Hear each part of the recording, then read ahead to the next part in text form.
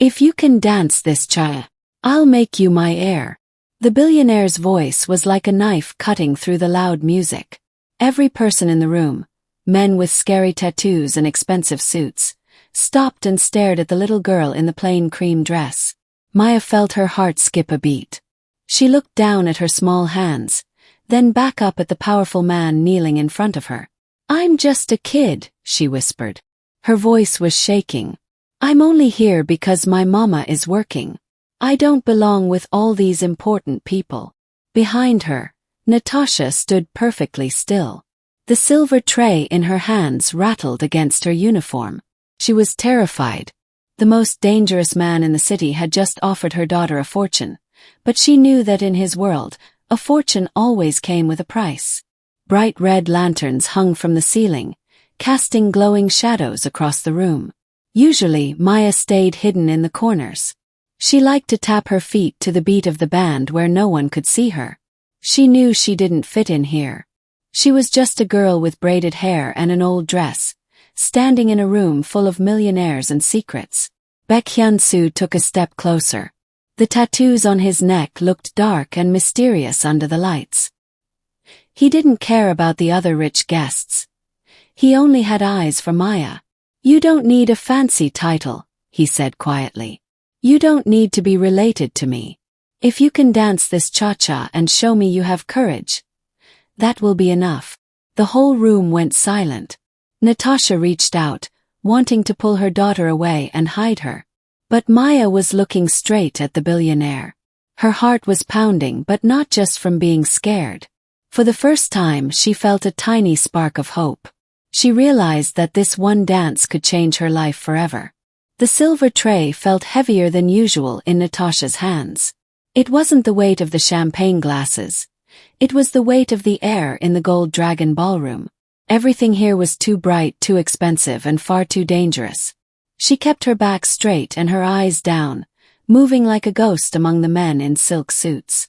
"Stay in the corner, Maya," Natasha had whispered earlier, tucking a stray braid behind her daughter's ear. "Don't make a sound. Just wait for Mama to finish the shift." But Maya was 7 and the music was hypnotic. From the corner of her eye, Natasha saw her daughter's small feet tapping against the marble floor. Maya wasn't just fidgeting. She was catching the difficult, jagged rhythm of the percussion. She was moving with a grace that didn't belong to a waitress's daughter. Natasha's heart did a nervous little dance of its own. In this room, being noticed was a death sentence. The men here didn't just have money. They had power that could make people disappear. She tried to catch Maya's eye to give her the "stop right now" look, but it was too late. A sudden silence fell over the room, more chilling than any scream. The music didn't stop, but the conversation did. Natasha looked up and felt the blood drain from her face. Baek Hyun-soo, the man everyone whispered about in terrified tones, had stopped mid-stride. He wasn't looking at his business partners or the gold-plated decorations. He was staring directly at the shadows where Maya stood. Hyun-soo moved with the slow, predatory grace of a tiger. As he approached, the light hit the dark ink crawling up his neck and over his knuckles. Natasha's grip tightened on her tray until her knuckles turned gray. She wanted to run to grab Maya and bolt for the kitchen exit, but her legs felt like lead. When the billionaire reached the girl, he didn't bark an order or call for security. Instead, he slowly dropped to one knee, ignoring the dirt that might ruin his $1,000 trousers. "You have the rhythm in your bones, little one," he said. His voice was a low, smooth purr that made the hair on Natasha's arms stand up. Maya looked tiny in front of him, her cream dress standing out against his black tuxedo like a single candle in a dark cave.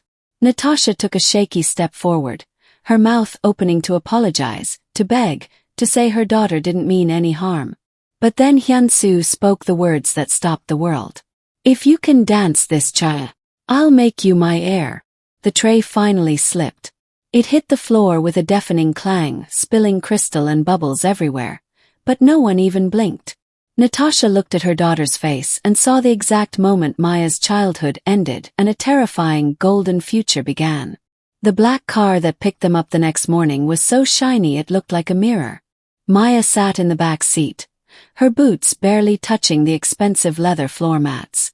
Beside her, Natasha gripped her purse so tight her knuckles were white. Neither of them spoke as the car climbed the winding hills toward the billionaire's estate. When the iron gates swung open, Maya pressed her forehead against the glass. The house was a fortress of glass and gray stone, surrounded by trees that looked like they had been trimmed with fingernail scissors. But it wasn't the house that made Maya's breath catch. It was the men.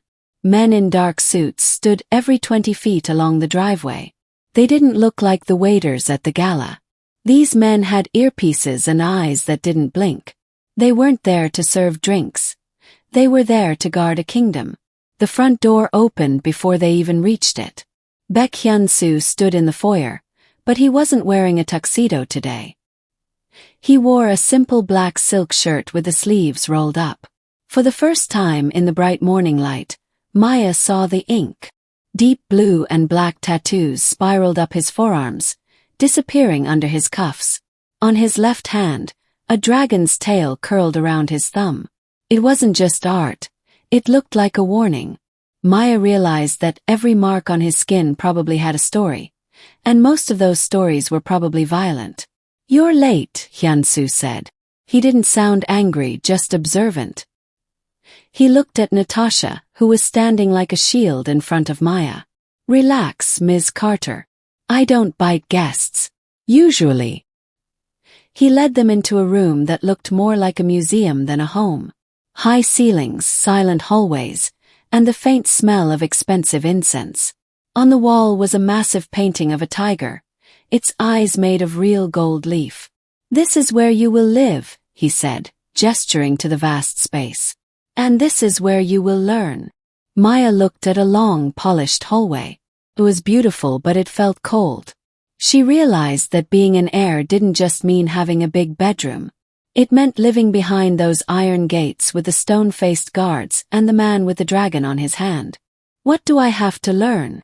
Maya asked, her voice echoing in the empty hall. Hyun-soo turned, the dragon on his hand shifting as he moved. "Everything. How to speak, how to negotiate, and how to spot an enemy before they smile at you. But first..." He pointed to a set of double doors at the end of the hall. "We see if yesterday was a fluke. The music is waiting." Maya looked back at her mother. Natasha's face was full of fear, but she gave a tiny, trembling nod. Maya stepped forward, wondering if she was walking toward a throne or a cage. The office was too quiet. It smelled like old paper and expensive leather. Natasha sat on the edge of a velvet chair, her hands trembling as she looked at the thick stack of papers on the desk. She had spent her entire life savings to hire Mr. Henderson, a lawyer who wasn't afraid of men like Baek Hyun-soo. Or at least, he was good at pretending he wasn't afraid. "It's a trap, Natasha," Mr. Henderson whispered, leaning in. "A billionaire mafia boss doesn't just give away his empire to a waitress's daughter because she can dance. There's always a catch." The door opened and Hyun-soo walked in. He didn't have his guards this time, but he didn't need them. The way he carried himself told everyone in the room that he was the one in charge. He sat across from them, his tattooed hands resting calmly on the table. "I've read your demands," Hyun-soo said, his voice smooth and cold. Natasha took a deep breath. "I won't let her touch your business, Mr. Baek. I don't care about the power. If Maya is your heir, it has to be for the money and the education, not the other things." Hyun-soo tilted his head, a small, dangerous smile playing on his lips. "You want the gold but not the blood. You want her to have the crown but never have to fight for it. I want her to be safe." Natasha snapped, her voice cracking. "I won't have her growing up around guns and secrets. If those papers say she has to lead your syndicate, then we're leaving right now." The room went silent. Mr. Henderson looked like he wanted to disappear into his suit. For a long moment, Hyun-soo just stared at Natasha, as if he were trying to see right through her. "You have a spine of steel, Ms. Carter," Hyun-soo finally said. He picked up a silver pen and flipped through the contract. Fine. We will call it the Carter Trust. She will inherit the legal companies, the real estate, and the funds. My associates will never speak to her. She will be a civilian with a billionaire's bank account. He signed the paper with a quick, sharp stroke. But as he slid the document back across the table, he leaned forward, his dark eyes locking onto Natasha's. But remember this, he whispered. The world doesn't care what a piece of paper says. My enemies have long memories. Even if she never touches a gun, they will see her as my daughter. By signing this, you aren't just making her rich. You're making her a target. Natasha looked at the signature. It was the key to a life she had only dreamed of, but as she picked up the pen, she felt a cold chill. She was protecting Maya's future, but was she accidentally starting a war? The studio at the Hyunsu estate didn't look like any place Maya had ever seen. The floors were made of pale, polished wood that was so slippery she almost fell just walking across it. Massive mirrors covered every wall, reflecting her small frame and her braided hair a dozen times over. In the corner, a woman named Madame Vera stood with a wooden cane, her back as straight as a ruler. The cha-cha is not a walk in the park, child, Madame Vera said, her voice sounding like clicking stones. It is precision. It is geometry. It is discipline. Maya tried to follow the beat. In her head, she could hear the drums from the street fairs back in her old neighborhood. When she heard music, her body wanted to bounce, to swing her hips, and to let her arms fly free. That was how she had danced at the gala, and that was what had caught the billionaire's eye. But here everything was different. No, no. Madame Vera tapped her cane sharply against the floor. Black, black, black. Your spine is too loose. Your toes must point. 1, 2, 3, cha-cha. You are dancing like you are at a backyard barbecue. This is ballroom. You must be stiff but fluid. You are a diamond, not a noodle. Maya sighed, wiped the sweat from her forehead, and tried again. But every time the music started, her street style took over. She wanted to feel the soul of the song, but Madame Vera wanted her to count the seconds. It felt like trying to put a wild bird into a tiny cage. Her feet felt heavy, and for the first time the music didn't feel like a friend. Felt like a test she was failing. Natasha watched from the doorway, her hands tucked into her apron. She could see the frustration in Maya's eyes. She knew her daughter was used to dancing for fun, not for a future. Every time Maya stumbled, Natasha felt a sharp pinch in her heart. Was she forcing her daughter to trade her joy for a paycheck? By the end of the hour, Maya's toes were sore and her spirit was crushed. She looked at her reflection in the giant mirrors. She didn't see a future heir or a star dancer. She just saw a tired little girl who missed the sidewalk music. Just then the heavy doors opened. Baek Hyun-soo walked in, his shadow stretching across the polished wood. He didn't look at the teacher. He looked at Maya's frustrated face. It's harder when someone is watching, isn't it? He asked quietly. Maya nodded, biting her lip. I can't make my feet do the straight lines. They want to curve. Hyun-soo looked at Madame Vera, then back at Maya. The lines are what make you look like a queen. But the curve is what makes them look at you. If you lose the street, you lose the dance. But if you don't learn the rules, you'll never be able to break them. He turned to leave but stopped at the door. Keep practicing. Tomorrow we see if you can handle the shoes. Maya looked down at the empty floor. Shoes. She hadn't even mastered her own feet yet. As the music started again, she wondered if she would ever be able to blend her old world with this cold new one. The transition from the old apartment to the estate had felt like a dream, but 3 weeks in, the dream started to feel like a gilded cage. Natasha was still waking up early, her hands reaching for a waitress apron that wasn't there anymore. She spent her mornings in the massive kitchen, trying to stay out of the way of the silent staff, until the afternoon the world cracked open. Natasha was walking toward the garden to check on Maya's tutoring when a black envelope appeared on the silver tray in the foyer. There was no stamp and no return address. Thinking it was for Hyun-soo, she picked it up. Inside wasn't a letter, but a single photograph. It was a grainy, zoomed-in shot of Maya getting into the car after school. Across Maya's face, someone had drawn a thick red X in permanent marker. Natasha's lungs seized. The tray clattered to the floor, echoing like a gunshot through the marble hall. Ms. Carter. She didn't hear him approach. Hyun-soo was suddenly there, his eyes tracking from her pale face to the floor. He picked up the photo. His jaw tightened so hard a small muscle leaped in his cheek, and for a second the calm billionaire vanished. In his place stood the man the underworld feared. "It's the Park family," he said, his voice dropping to a dangerous whisper. "They think that by threatening my heir they can test my strength. They want to see if I've gone soft because of a little girl. I'm taking her and we're leaving," Natasha gasped, grabbing the photo. I told you this would happen. If you leave these gates, you are unprotected," Hyun-soo said, stepping into her path.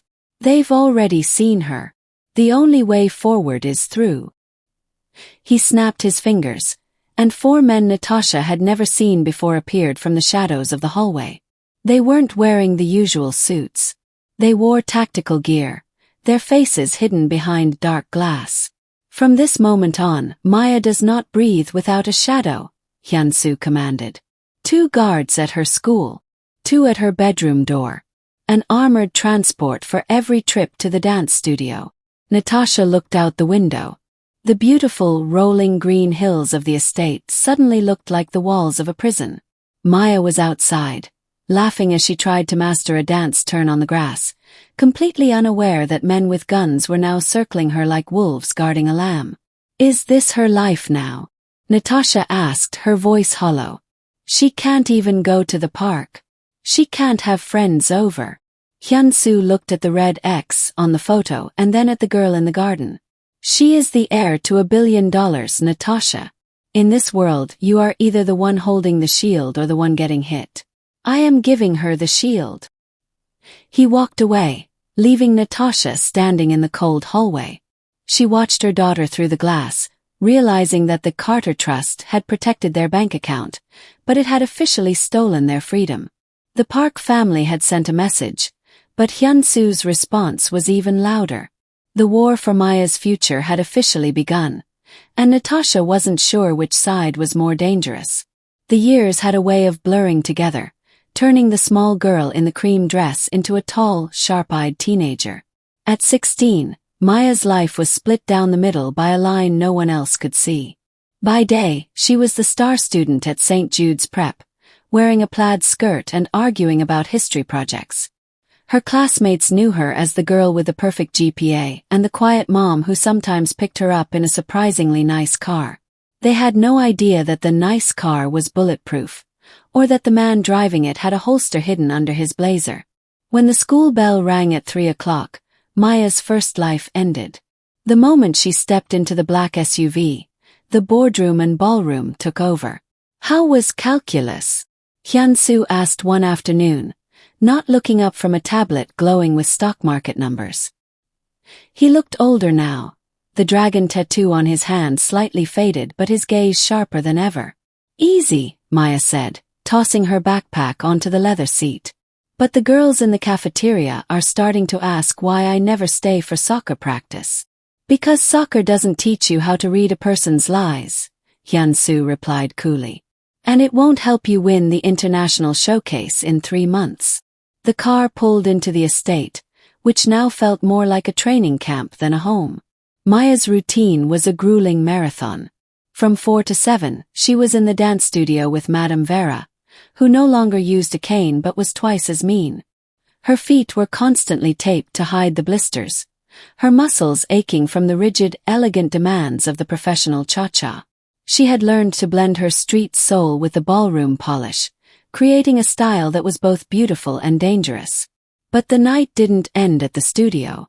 After a quick dinner with Natasha, who still looked worried every time a guard walked past the kitchen, Maya was called to the library. There, Hyun-soo didn't teach her about music. He taught her about the Carter Trust. He showed her how to read contracts, how to spot a bad investment, and how to stay calm when someone was trying to intimidate her.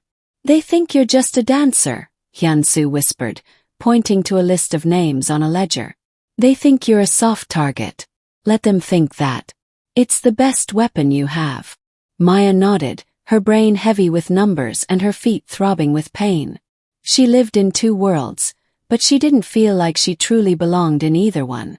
School, she was too secretive. At the estate, she was too civilian.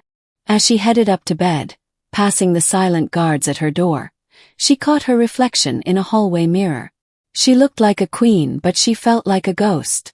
She wondered what would happen when the two worlds finally crashed into each other. Because she knew, deep down, that a secret this big couldn't stay hidden forever. The lights of the city arena were blinding, a sharp contrast to the quiet, armored life Maya led at the estate. This was the regional qualifying round, the final hurdle before the international showcase. The air smelled of hairspray and floor wax, and the hum of the crowd made Maya's skin prickle. She was no longer just a student, she was a competitor. In the dressing room, Maya reached for her customized ballroom heels, the ones Hyun-soo had imported from Italy. They were reinforced and balanced, designed to handle the explosive speed of her cha-cha. But as she slid her right foot in, a sharp, stinging heat flared in her arch. She gasped, pulling her foot back. Blood began to seep through her tan tights. She tipped the shoe upside down, and two small, jagged pieces of glass clattered onto the floor. Someone had tucked them deep into the padding. "Maya, you're up in 3 minutes," a stagehand called out. Natasha rushed over, her face turning gray as she saw the red stain on the floor. "That's it. We're done. I'm calling the guards." "No," Maya whispered, gritting her teeth. She looked at the glass, then at the doorway. She knew this wasn't a random accident. This was a message from the rivals Hyun-soo had warned her about. They couldn't beat her on the floor, so they wanted to break her before she even stepped onto it. "Maya, you can't dance on a cut like that," Natasha pleaded, her voice trembling. "It's just a trophy. It's not worth your safety." But Maya looked at her reflection. She saw the girl who had spent years learning to be two people at once. If she walked away now, the shadow world won. The people who sent that glass would know she was soft. They would know they could scare her. "If I quit, they win," Maya said, her voice sounding uncannily like Hyun-soo's. She grabbed a roll of athletic tape and wrapped it tightly around her foot, numbing the pain with pressure. She shoved her foot back into the shoe, her vision blurring for a second as the sting returned. She stood up, her jaw set in a hard line. "The music is starting, Mama. Watch me." Maya walked out of the dressing room, limping slightly until she reached the edge of the curtain. The announcer called her name, and the spotlight found her.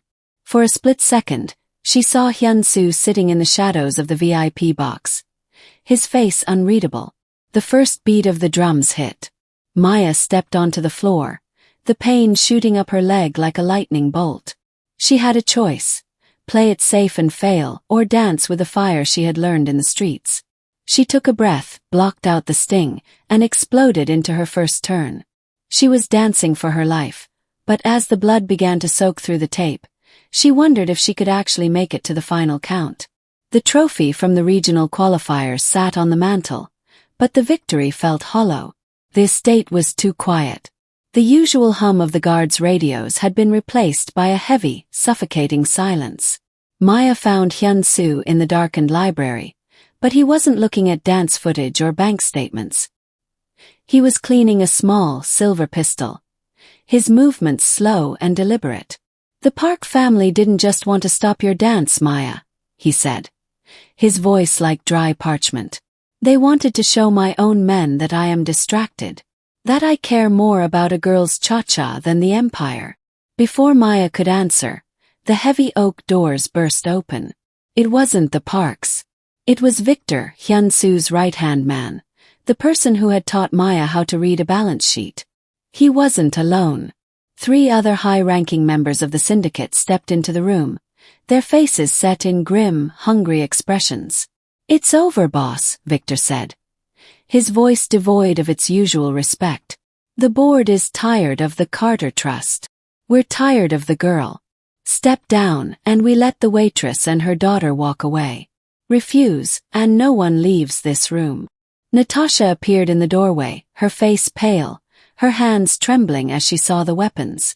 She moved toward Maya, but Maya didn't move toward her.